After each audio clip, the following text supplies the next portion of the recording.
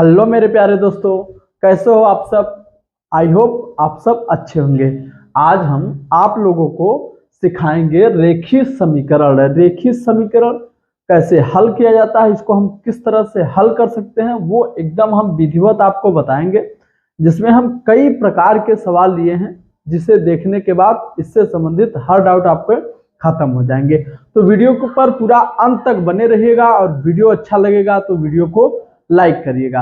चलिए वीडियो को हम लोग स्टार्ट करते हैं। देखिए पहला हमारा समीकरण है वो है x प्लस 7 इक्वल टू 12, अर्थात x प्लस 7 बराबर 12। ये हमारा पहला इक्वेशन है। तो हम देखिए इसको कैसे हल करेंगे। ये पहला जो है यहाँ पर लिखते हैं कि x प्लस 7 इक्वल टू 12। एक चीज याद रखिए, ये हमारा चर है और ये हमारा अचर है। मतलब चर का मतलब है कि इसका मान बदलता रहता है और इसका मान कांस्टेंट रहता है। ये अचर मतलब इसको बदलता नहीं है। अब देखिए जब भी इसमें जोड़ा या घटाया जाता है वो समान जाति में जोड़ा या घटाया जाता है। तो देखिए ये 7 है, 7 प्लस में है, जब उधर जाएगा तो क्या हो जाएगा, प्लस रहेगा, बराबर के उधर जाएगा तो माइनस, माइनस रहेगा बराबर के उधर जाएगा तो प्लस, और गुणा रहेगा बराबर के उस तरफ जाएगा तो भाग हो जाएगा, और भाग रहेगा तो बराबर के उस तरफ जाएगा तो गुणा में बदल जाता है। ये चिन्ह परिवर्तन है। ये क्या है, चिन्ह परिवर्तन।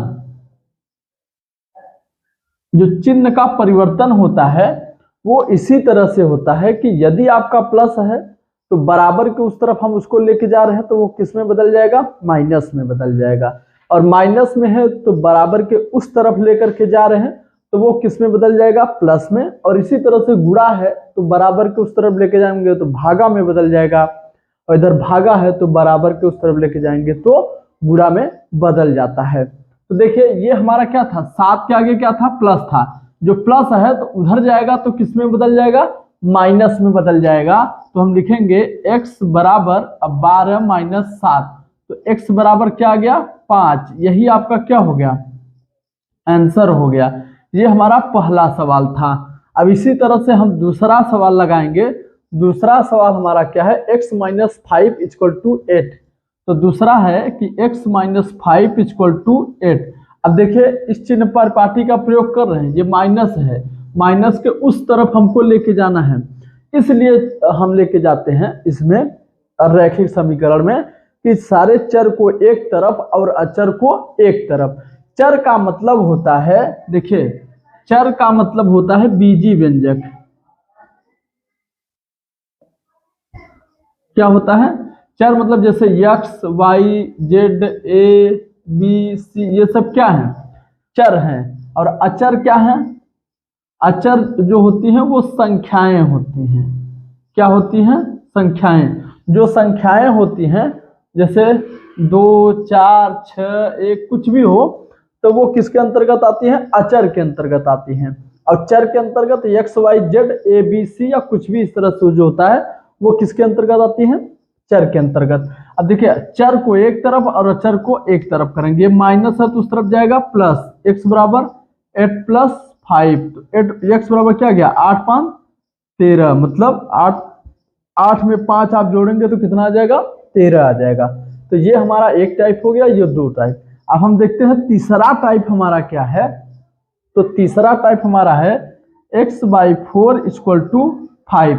अब देखिए ये तीसरा हमारा है, ये भागा में है ना, x बटे 4, मतलब x में 4 का क्या है, भाग है।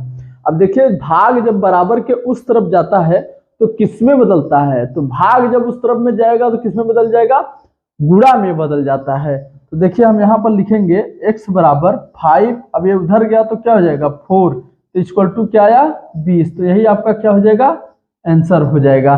तो हम आशा करते हैं कि ये आपको इतना समझ में आया होगा, इसे आप उतार सकते हैं। नंबर और टाइप नंबर 4 है।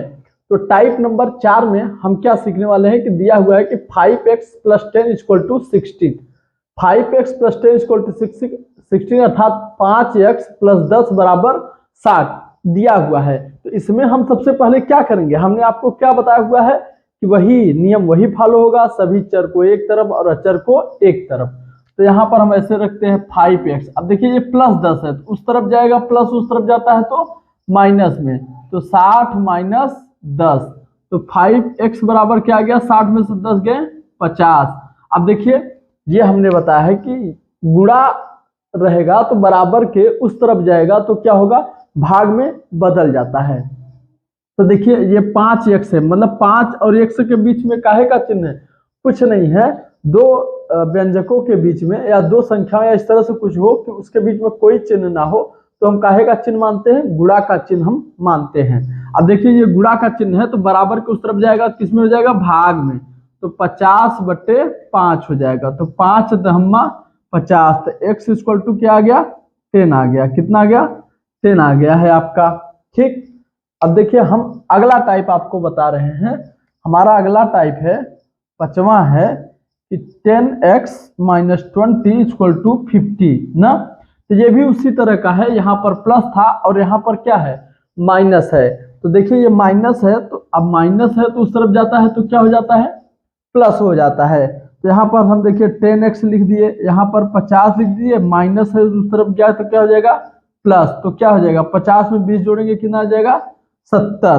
ठीक, तो 10x बराबर क्या है, 70, तो x बराबर क्या हो जाएगा, 70/10, तो 10 सत्ते 70, अर्थात x बराबर कितना आया, 7 आ गया है। तो इस तरह से आप इस टाइप के सवालों को बड़े आसानी से हल कर लेंगे। चलिए हम अब अगले टाइप पर, ये इस तरह से है कि जब कभी भी बटे में हो या भिन्न के रूप में दी गई हो, तो दिया है x/3 + 5/2 = -3/2, अर्थात x/3 और धन 5/2 बराबर -3/2। अब इसमें भी बहुत कुछ आपको करना नहीं है, बहुत कोई ताम झाम नहीं है, एकदम सिंपल है, बहुत आसानी से आप लगाएंगे। पहले आप इसको लिख लीजिए x/3। अब देखिए ये क्या है, अचर है, अचर को हम किस तरफ लेके जाएंगे, उस तरफ लेके जाएंगे। तो यहाँ पर ये प्लस है, इस पूरे पद को लेके जा रहे हैं तो केवल ये चिन्ह बदलेगा, प्लस के कारण से उधर जाएगा तो क्या हो जाएगा, माइनस हो जाएगा। तो क्या हो जाएगा, -3/2 पहले से था, इसको लेके गए तो -5/2, ये आपका इस तरह से हो जाएगा। अब देखिए ये हमारा एक प्रकार का क्या हो गया, भिन्न हो गया है। तो भिन्न को हल करना आपने सीखा भी है, और ना सीखे हो तो वीडियो पर जाकर के आप देख सकते हैं, हमने इस पर वीडियो पहले से बना रखा है कि भिन्न को कैसे हल कर सकते हैं, तो जिसमें आप भिन्नों का जोड़, भिन्नों का घटाना, भिन्नों का गुणा और भिन्नों का भाग पढ़ाया हुआ है। तो अब देखिए x/3 आप रहने दीजिए। एक चीज याद रखिए, यदि हर समान हो तो अंश को चिन्ह के अनुसार जोड़ या घटा लेते हैं। तो अगर हर समान हो तो ऐसे लिख लीजिए, फिर इसको लिख लीजिए -3 और -5। अब x/3 आपका ऐसे रहेगा, 5 3 8 -8/2, इस तरह से हो जाएगा, 2 से काटेंगे तो 2 चौका 8 -4 आपका आ गया। अब देखिए क्या आया, x/3 बराबर -4। अब ये बटे में है ना, बटे में मतलब भाग में है, तो बराबर के उस तरफ चला जाएगा तो किस में बदल जाएगा, तो बराबर के उस तरफ जाएगा तो जैसे ही जाता है वो किस में बदल जाता है, गुणा में बदल जाता है। तो अब देखिए x बराबर क्या हो जाएगा, 4 × 3 अर्थात 12। तो आंसर आ गया यही कि x का मान कितना आया हुआ है, 12। तो समीकरण को हम इसको इसी तरह से टाइप है, और अगला टाइप नंबर कितना है, 7 है। तो टाइप नंबर 7 में हम देख रहे हैं, दिया हुआ है कि 3x - 5 = x + 3, ये आपका क्या है, टाइप नंबर 7 है, और इसको हमें हल करना है। तो हमने पहले से भी बता दिया है कि सभी चर को एक तरफ करेंगे और सभी अचर को एक तरफ, अर्थात बीजी व्यंजकों को एक तरफ, बीजी जो है उसको एक तरफ और संख्याओं को एक तरफ करेंगे। तो यहाँ पर हमने देखिए 3x लिख दिया। देखिए यहाँ पर एक चर है, x है, और ये प्लस में तो इधर आएगा माइनस में।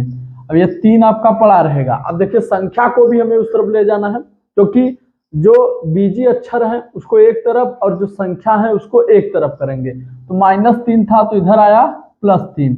अब 3x में से 1x निकाल देंगे तो कितना आएगा, 2x बचता है। यहाँ पर कुछ नहीं है तो क्या माना जाता है, 1, मतलब वही कि सबका मालिक एक, क्या, सबका मालिक एक। तो वही है कि 3x में से 1x निकालेंगे 2x, और 5 3 8। फिर अब क्या होगा, फिर से वही, ये गुणा में है तो किस में चला जाएगा, भाग में। तो अब देखिए भाग में चला जाएगा तो x बराबर 8/2 और 2 से काट देंगे तो 4x बराबर क्या हो जाएगा 4। यही आपका क्या हो जाएगा आंसर हो जाएगा। तो दोस्तों ये आपका 7वां टाइप था जिसको हमने बताया आपको।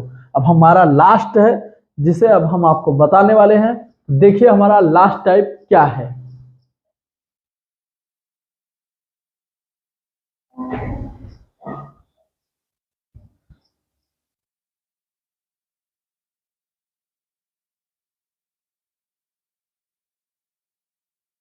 देखिए हमारा लास्ट टाइप ये है कि 5x - 7 = x + 5 ना।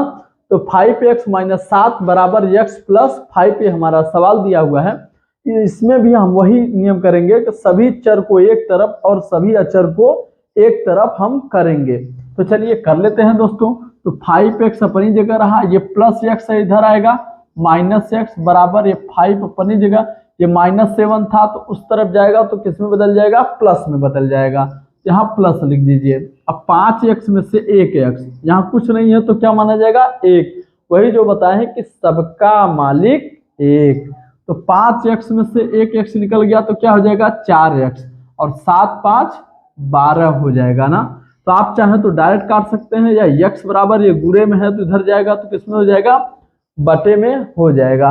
तो 12/4, तो 4 3 12, तो x बराबर क्या आ गया 3 आ गया। यही आपका क्या हो जाएगा आंसर हो जाएगा। तो आपने आज सीखा है कि बीजी व्यंजकों को कैसे लगाते हैं। तो बीजी व्यंजकों का लगाने का सबसे बढ़िया एक बेहतर तरीका है कि सभी चर को एक तरफ और सभी अचर को एक तरफ, अर्थात x y z या ABC को एक तरफ करेंगे और सभी संख्याओं को एक तरफ करेंगे। और इन सब को करते समय आपको क्या ध्यान देना है कि जो हमारा चिन्ह परिवर्तन है अर्थात चिन्ह परिपाटी है, इसको विशेष तौर पर ध्यान आपको देना है। इस चिन्ह का आप प्रयोग करेंगे तो गलती नहीं होगी और इसी चिन्ह की सहायता से हम किसी भी रैखिक समीकरण को हल करेंगे। तो आज हमारा था एक चरों वाला रैखिक समीकरण, अर्थात एक चर, अर्थात इसमें देखिए वेरिएबल जो चर था केवल क्या था यक्स था, यक्स के अलावा कोई मतलब ना वाई था, ना जेड, ना ए, ना बी। तो अब हम अगले वीडियो में आपसे जब मिलेंगे तो उसमें 2 चरों वाला रैखिक समीकरण आपको हल करना सिखाएंगे। और तब तक आप बने रहिए आपके अपने YouTube चैनल कुमार पाठशाला पर, और इसी तरह का अपडेट पाने के लिए, नया नया वीडियो पाने के लिए चैनल को सब्सक्राइब कर लीजिए और वीडियो को लाइक कर दीजिए। मिलते हैं अगले वीडियो में, तब तक के लिए जय हिंद,